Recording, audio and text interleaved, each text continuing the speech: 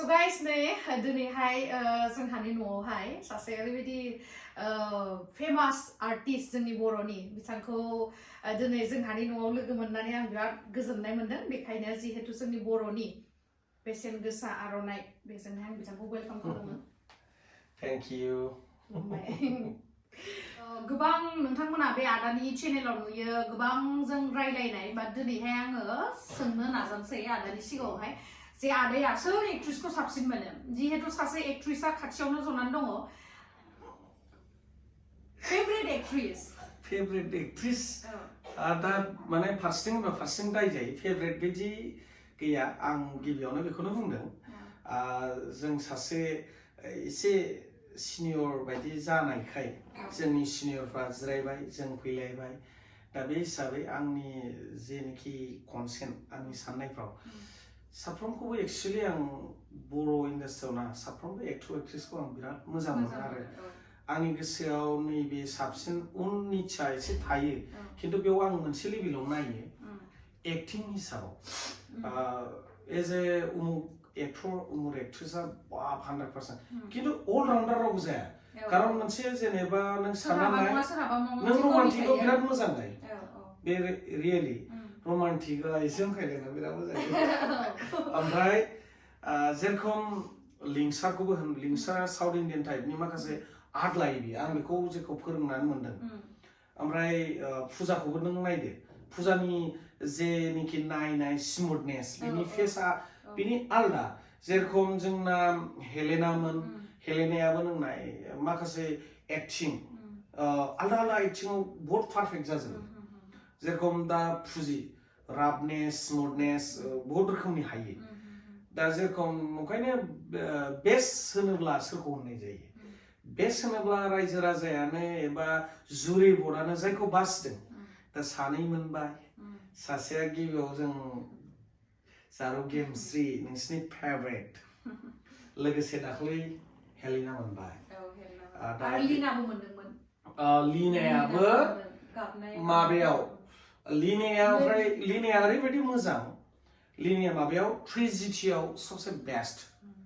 सानै दं आंनि नोजोराव ट्रेजिडियाव बे आरो अनसु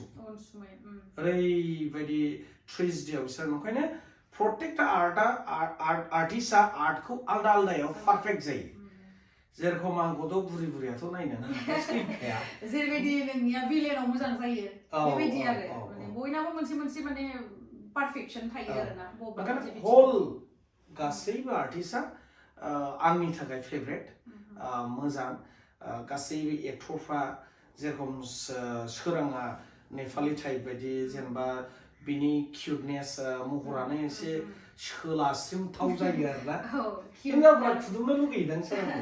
मिथिया आंनाथ' एसे फंबाय हिसाबैसो फिल नालाय बेखौ एक्चुअली नैबेखौ सोंनो नागिरदोंमोन आं गासैबो गाबाय फुजिमोन गाबाय हेलेनामोन गाबाय गासैबो लिनायाबो गाबाय बेखौ उन्दैखायनो अननोसो लुबैयो माने फंबाय हिसाबैसो बयबो बुङो आरो दा जिखुनु हक मोजां मोनदों जारौनिफ्राय कुइसन सोंनायखौ आं एन्सार होनो हाखोना हादिया नोंथांमोना मिथिगौ आरो माबा दंबावो ओमफ्राय आदामोनहानि फेमिलियाव दा सोर दङ आङो एक्चुअली बयबो सोरबा आंनो माबा फेसबुक इउटुबाव देखायबाय आं आगोलाव आपल'ड खालामना होदोंमोन एक्चुअली आङो 2000 इयाराव आं हाबा जादों इयाराव ओमफ्राय आंहा फिसाला सासे देरहासार दं बियो 30 बोसोर जाबाय 30 years 23 years running years गोजौसै नों एसे माबाबा बिहामजोफोरसो जालायसिगोन नों गिदिरसिन नालाय जोंहा फंबायजों एखे माने 23 years आंनि फिसालाया एसे गोजौसिन आंनि एसे गोजौ ओमफ्राय आंना फिसालानि नामा देरहासार नार्जारी आंनि फिसाजोनि नामा दियारानि नार्जारी सबसे फेभरेट माबा फिसाजो किउटनेस आंना माने बेबो गोजौ बिमा बायदि लावदोंदों दा बियो क्लास 8आव मोनबाय इंलिश मिडियामाव फरायो दा बियो माबा 13 years क्रस दा नोंनिनो मोनसे बिराद मोजां फेभरेट माबा आरो बे जारौआ नोंनि बिराद मोजां फलोवार्स आंनि फिसाजोआ आंनि भिडिअखौ नाया नोंनिखौसो नायो आरो दा जिखुनु आंनि बिसियाबो नोंनि बिराद मोजां जोंनि हल जोंना बिदा फंबाय जों बुरजाथार बिबाजैफ्रा जिखुनु नोंनि बै माबाबाथाय गासैबो माने संनाय खावनायखौ गारनानै नोंनिखौल' नायो आरो जोंनि खानदाननि नार्जारि फेमिलिनि नोङो बिराद मोनसे फेभरेट आरो ओंखायनो आं नोंखौ बिनानाव सानो ओमफ्राय नोंसा माने साब्रै आरो ना आंनि फेमिलियाव साब्रै बाजै ओमफ्राय फिसाजो ओमफ्राय फिसाला साब्रै ओमफ्राय आरो माथो सोंबावनो नेक्स्टआवहाय लोगो मोनबा सोंबावसै ना दिनैहाय नै दायो जों एसे माने अफ केमेरायावबो माखासे खोथा रायलायनांगौ दङ जिहेतु समाबो बारा गैला बिथांमोना थांफिनगोननो हायोबाथ' थालांजायो जोंनाव नाथाय थालाङा दा आदामोना ओमफ्राय गोजोननाय मोनबाय आदाखौ दिनै जोंहानि न'आव नुनो मोननानै ओमफ्राय थेंक इउ स' माच गाइस नोंथांमोना बेबायदिनो सापर्ट खालामबाय थाबानो जाबाय जोंहा आदानि चेनेलखौबो नोंथांमोना साबस्क्राइब खालामाखैबा खालामबानो जाबाय TN फिल्म प्रडाक्शन आरो लोगोसे आंनिखौबो खालामाखैबा नोंनि फलोवार्सआ आंखौ गाज्रि मोननानै दंमोन दा मानो बुजिनाया भुल जोंनाव अनलायनाय गैया सानबाय थायोमोन दा अनलायनायखौथ' नुफिनबायना ओंखायनो बिनि फलोवार्सबा एकदम थुजोबदो बै गनथिखौ अल बटनाव थुजोबदो दाहायनो नुनो मोननांगौ 50 जायाखै मा नङा सिगांनिया माथो सिलभार प्ले बटनबो मोनखांबायमोन मोनबाय बे मोनसे माबाया टेकनिकेल प्रब्लेम जानानै बे गैला आंना दा TN फिल्म प्रडाक्शनानो दं नोंथांमोना खालामबानो जाबाय आरो आं सानो जे आंनि जाखिनि फलोवार्स जाखिनि माने आंखौ एकदम गोसो गोरबोजों मोजां मोनो बिथांमोना मिसआन्डारस्टेन्डिं जायाखै जानो हागौ मानो होनोबा बिथांमोननि साननाया एसे गोजौथिं नङा माने ओरैबायदि दुखु मोननाय थायो माने आंबाबो जेनेबा रिप्लाइ होलायनायाव माबा मोनसे खुद्रायनाय थायो आरो आं जे बिब'खौ मोजां मोनथारो मानो बिदि बिलाय नांथ'आ बिदि सानलायनाय थायो ओमफ्राय आंना कनफिउस जादों मानसिफ्रा बै आगोलनि चेनेलखौ सानबाय थायो आगोलनि चेनेला गैला आंना ओरैनो सार्च खालामबा फैला फैथारला हायोब्ला जारुजों गाजाल लुगैदा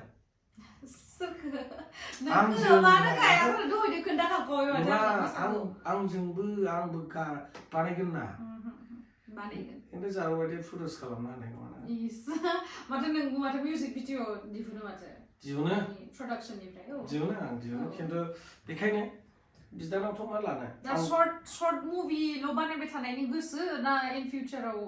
फिचार मुभि फिल्मखौ बानायनो गोसो दं खिन्थु आं बिराद धोखा जाबोबाय आघात मोनबोबाय आं खारना माहाय दिनै बहुत मोजां खोथाखौ सोंदों जारुआ बयबो मिथिनाय गाहाम सोरबा बुङो थाख्लाय मानो फिल्म बानायला गोदो फिल्म बानायदोंमोन बे फिल्म खिन्थु 7था फिल्म बानायबाय आं दिनैसिम खिन्थु अन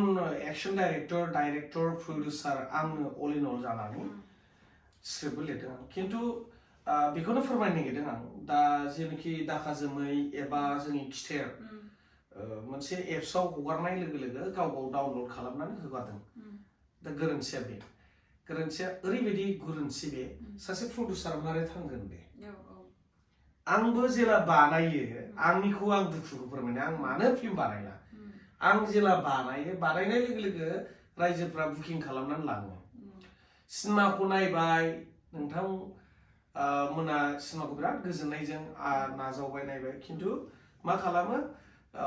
सोरबा बिराद मोजां दामि मबाइलजों खेबनोसै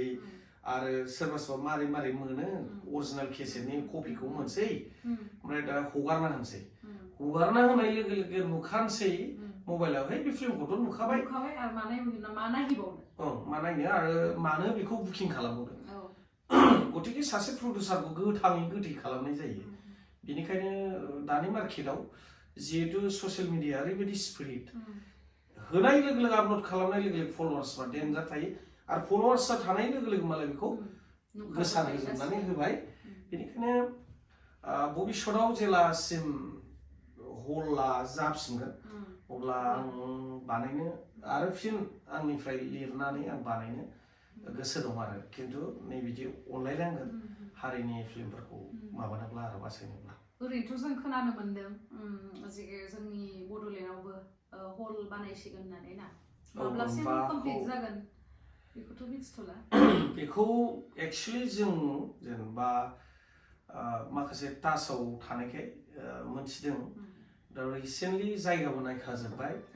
गासैखौबो जास्ट जानो हागौ जायफोर सरकारनि दैदेनगिरि गाहाय सारमोना समखौ मोनाखै जानो हागौ आरो मोनसे थिग समाय थायो बे समाव माबानो हागौ जायगायाथ' मोनबा जायगा नायखाजोब्बाय खिन्थु दा जायोब्लासो अपेनिं जायोब्लासो जों एक्जेक्टलि नोंथांमोनखौ बुंनो हागोन खिन्थु आंबो बे बुस्थुखौ मोनसेखौ प्रसेसा अलरेडि जाखाबाय हाबो नायजोब्बाय गायसननोल' बाखिसै आरो दा बेखौनो आंबो नेनानै दं नोंसिनि बायदि नोंथांमोन बायदि बेबायदि हल जाबाथ' जेसेबांखिनि जोंनि बर'आवथ' माने खोब सानजानाय प्रडिउसारफोर दङ नालाय सानजानाय आरो मिउजिक भिडिअ बानायबाबोथ' इनभेस्टआसो बारा नालाय बेनिफ्राय माने इनकामाथ' खम रिकभार गैया जुदि मोनसे एलबाम खालामनायाव खमैबो 1L बा 1.5L बिदि थांखायो जुदि मोजां बाजेटनि बानायोबा आरो खिन्थु बेनिफ्राय इनकामाथ' बिराद खम फैयो आरो अन्नानै दिनै जों जारौजाजों मोनसे खोथाखौ खावलायनो नागिरदों आरो बयनिसिमबो प्लिज नोंसोरो सर्ट मुभिफोरखौ एबा